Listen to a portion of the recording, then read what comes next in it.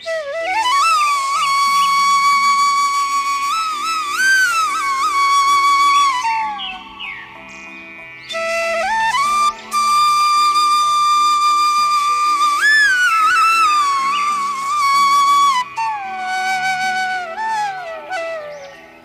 बेलापुर नामक गांव में रामू नाम के एक गरीब किसान रहता था।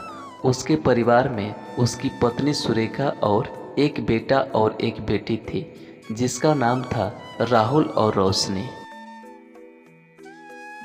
रामू की अपनी कोई जमीन नहीं थी, इसीलिए वो दूसरों की जमीन पर खेती करता था और जो कुछ पैसे मिलते थे वो उससे अपने घर का गुजारा करता था। पिछले कुछ दिनों से रामू को गांव में कोई काम नहीं मिल रहा था, जिससे वह बहुत परेशान था। क्या जी, आज कुछ काम मिला कि नहीं? घर में कुछ नहीं है, सब खत्म हो गया है। बस थोड़े से दाल चावल बचे थे, उसकी मैं खिचड़ी बना दी है। सुरेखा, तुमको तो पता है पिछले कई दिनों से गांव में कोई काम नहीं मिल रहा है। लोगों का कहना है कि अभी बरसात का मौसम है, अभी करवाने को कोई काम नहीं है। जब फसलों की कटाई होगी तब काम मिलेगा। मैं तो ये सोचकर परेशान हूँ, अगर कोई काम नहीं मिलेगा तो राशन पताई का जुगाड़ मैं कहाँ से करूँगा, और मेरे दोनों छोटे छोटे बच्चे भूखे पेट कैसे रहेंगे। ए जी, आप चिंता मत करिए, भगवान मुँह दिए हैं तो आहार जरूर देंगे, हमारी मदद जरूर करेंगे। पापा, मेला लगने वाला है, आप हमको मेले में गुड़िया दिलाओगे ना? पिछले मेले में आपने कहा था अभी तुम छोटी हो, बड़ी हो जा तब खरीद देंगे। अब मैं बड़ी हो गई हूँ। पापा, हमको भी गाड़ी चाहिए। हाँ रोशनी बेटा, इस बार तुमको मेले में गुड़िया दिलाऊंगा, और राहुल बेटा तुमको भी गाड़ी दिलाऊंगा। अब आप चलिए, हाथ गोड़ धोकर खाना खा लीजिए। सुरेखा, अब तुम भी आकर खाना खा लो।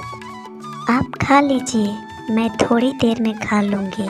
रामू और उसके बेटा बेटी खाना खा लेते हैं, तभी उसके दरवाजे पर एक साधु का आगमन होता है। भिक्षाम देहि, भिक्षाम देहि। कोई है घर में? खाने को कुछ दे दो बच्चा, भगवान तुम्हारी भला करेंगे। भिक्षाम देहि। तभी साधु की आवाज सुनकर रामू और उसकी पत्नी बाहर आते हैं। बेटा, इस साधु के लिए कुछ खाने को है?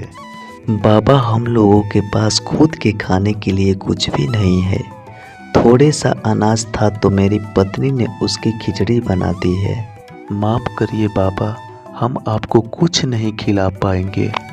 रुकिए बाबा, हम अपने लिए कुछ थोड़ा सा खाना बचा कर रखी हुई हो, मैं अभी लेकर आती हूँ।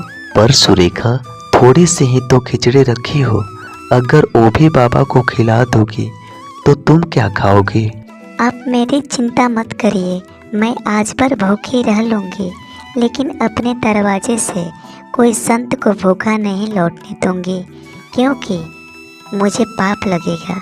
ठीक है सुरेखा, जैसी तुम्हारी इच्छा। सुरेखा अपने हिस्से का खाना लाकर साधु बाबा को दे देती है। बाबा उससे खा लेते हैं। बेटी, तुमने मेरी भूख मिटाई है, आत्मा तृप्त हो गया। मैं तुम्हारा बहुत आभारी हूँ।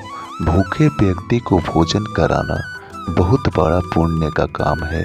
बेटी, जो तुमने किया मुझे भोजन करा के, मेरे पास देने के लिए तो कुछ भी नहीं है, बस यह एक लाल पत्थर है। ये पत्थर तुम्हारी बहुत मदद करेगा।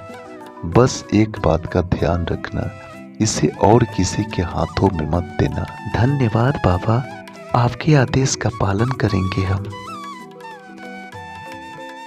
साधु बाबा के जाने के बाद रामू ने सुरेखा से कहता है, सुरेखा, इस लाल पत्थर में ऐसा क्या है जो बाबा ने इसे हमें देने के लिए चुना? ए जी, शायद ये हमारे अच्छे कर्मों का फल है। आपने सुना है ना, अच्छे कर्म करने से बुरे दिनों का नाश होता है। हो सकता है ये हमारे अच्छे कर्मों से बाबा ने हमें दिया है।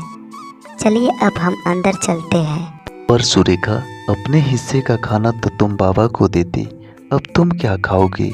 काश हमारे पास थोड़े से और अनाज होता। रामू को इतना कहते ही उस लाल पत्थर में से एक चमक आ जाती है और वहीं एक अनाज से भरा एक बोरी आ जाती है। सुरेखा, ये देखो, जैसे ही हमने अनाज का नाम लिया, अनाज से भरा बोरी हमारे सामने प्रकट हो गया। लगता है यह लाल पत्थर सच में चमत्कारी है। अरे वाह, ये तो सच में चमत्कार है। एक काम करिए ना, इस पत्थर से बहुत प्रकार से भरे भोजन का थाली मांगिए ना। भर पेट भोजन करने का बहुत मन कर रहा है। ठीक है सुरेखा, मैं अभी मांग कर देखता हूँ। हे जादुई लाल पत्थर, हमें बहुत प्रकारों से भरे एक भोजन का थाली दे दो। लाल पत्थर में एक चमक उठती है। रामू और सुरेखा के सामने एक बहुत प्रकारों से भरा एक भोजन का थाली आ जाता है। रामू और सुरेखा बहुत खुश हो जाते हैं। अरे वाह, मुंह से पानी टपकने लगा इतना सुंदर भोजन देख के। चलो सब मिलकर खाते हैं। उस दिन वो सभी परिवार पेट भरकर भोजन करते हैं।